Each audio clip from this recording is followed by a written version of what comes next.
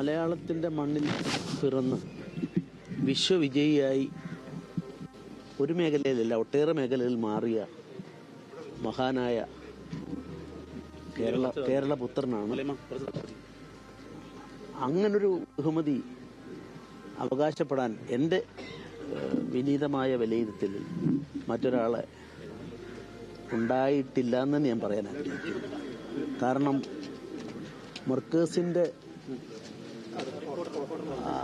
വാസ്തവത്തിൽ നോബൽ സമ്മാനം കിട്ടിയ രണ്ടുപേര്, മർക്കേഴ്സും ഹെസേൻ മുണ്ടട്ടിൻ്റെ കൊച്ചുമകനും, ഈ രണ്ടുപേരുടെയും ശൈലികളെ അദ്ദേഹം സ്വീകരിച്ചു എന്ന് മാത്രമല്ല അതിന് തുല്യമായി കടന്നെത്താൻ സാധിച്ചു.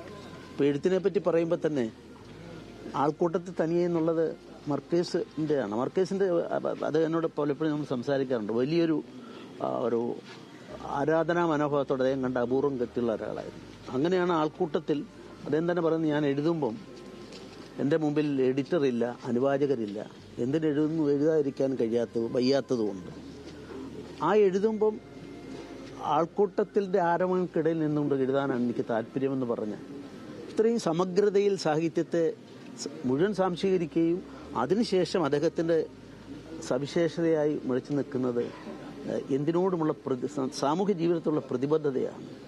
അദ്ദേഹത്തിൻ്റെ മൗനം തന്നെ ഏറ്റവും വാചാലമാണ്. മൗനത്തിനൊരു വ്യാഖ്യാനം നൽകാൻ ശ്രമിച്ചാൽ ഏറ്റവും കൂടുതൽ നമുക്ക് ആശ്രയിക്കാവുന്ന ഒരു വ്യക്തിത്വം അദ്ദേഹത്തിൻ്റെയാണ്. അദ്ദേഹത്തിൻ്റെ മൗനത്തിന് ഒരുപാട് അർത്ഥതലങ്ങളുണ്ടായിരുന്നു.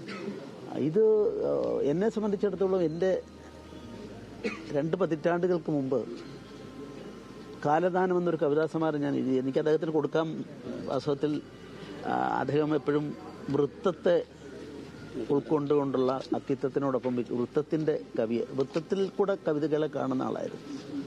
പക്ഷെ എനിക്ക് എൻ്റെ എല്ലാം എൻ്റെ കവിതാ സമാഹാരം വൃത്തലംഘനങ്ങളുടെ ഘോഷയാത്രയായിരുന്നു.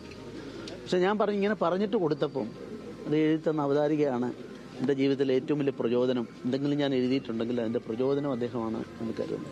എന്നോടൊരു വാത്സല്യമായിരുന്നു. ഞാൻ ഓർക്കുന്നു, ഉന്നത്തിൽ കുഞ്ഞെന്നുള്ള രേഖപ്പെടുത്തിയിട്ടുണ്ട്.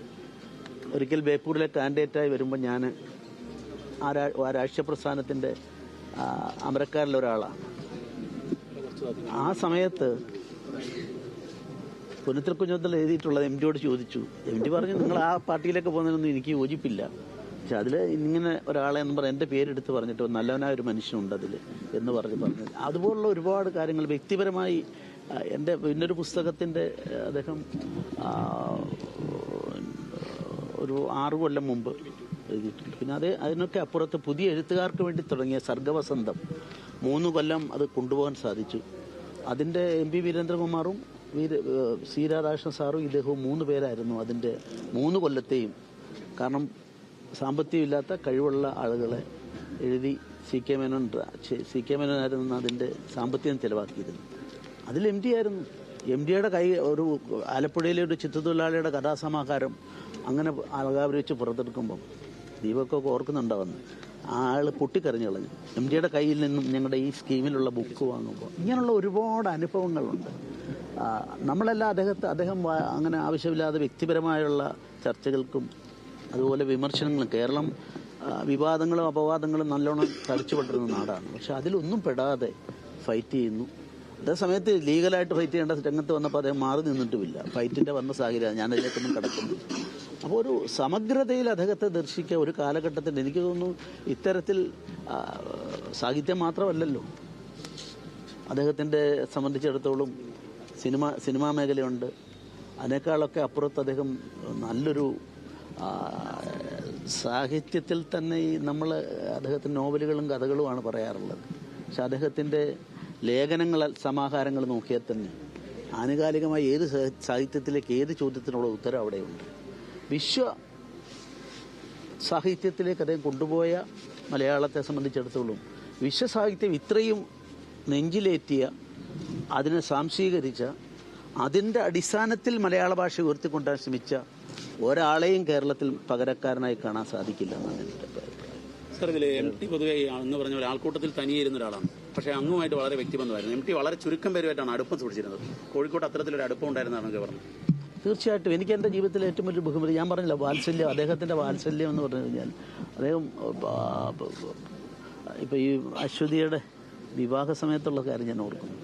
അന്നൊരു ബന്ദ് ഹർത്താലാണ്. അവർക്ക് ചെന്നൈന്ന് പറഞ്ഞു. അത് എന്നെ വിളിച്ച് പറഞ്ഞു, ഇങ്ങനെ ഒന്നും ചെയ്യാൻ സാധിക്കുമോ? ഞാനതിന് ബന്ധപ്പെട്ടവരെയൊക്കെ കണ്ടിട്ട് അന്ന് ആ വന്ന ആളുകളെ എല്ലാം കൊണ്ടുവരാനായിട്ട്, അപ്പം അത്രയും ഏൽപ്പിക്കുന്ന ഒരു അടുപ്പം ഉണ്ടായിരുന്നു. പിന്നെ എൻ്റെ ആശയത്തോടൊന്നും, രാഷ്ട്രീയമായിട്ടുള്ള ആശയത്തോടൊന്നും അദ്ദേഹത്തിന് അനുകൂലമുള്ള ആളായിരുന്നില്ല.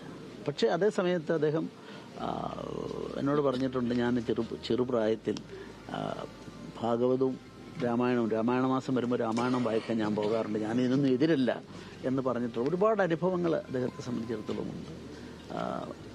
കാലത്തിൻ്റെ ഗതിപ്രവാഹത്തിൽ നമ്മളെല്ലാം ഈ ഇവിടം വിട്ടു പോകേണ്ടവരാണ്. അപ്പോൾ ഒരു ജീവിതം പൂർണ്ണമാക്കി, ഒരു പുരുഷായുസ് മുഴുവൻ പൂർണ്ണമാക്കിക്കൊണ്ട് അദ്ദേഹം കടന്നുപോയി. അദ്ദേഹത്തിൻ്റെ വേർപാടിൽ എൻ്റെ ഹൃദയത്തിൻ്റെ അടിത്തട്ടിൽ നിന്നുള്ള വേദനയും അനുശോചനവും ഞാൻ രേഖപ്പെടുത്തുന്നു. Thank you sir.